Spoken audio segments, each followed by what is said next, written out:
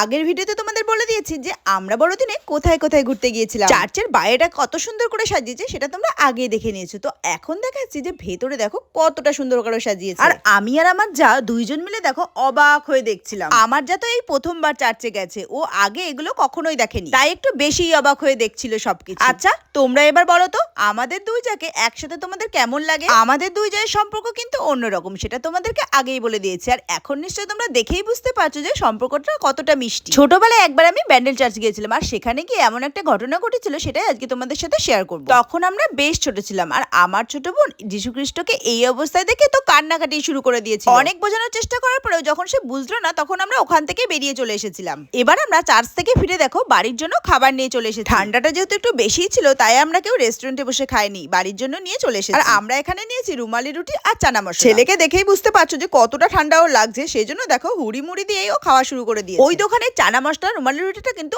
অসাধারণ হয়, সত্যি খুব ভালো। ছেলেকে খাওয়ানোর পর দেখো আমরাও বসে গেলাম খেতে।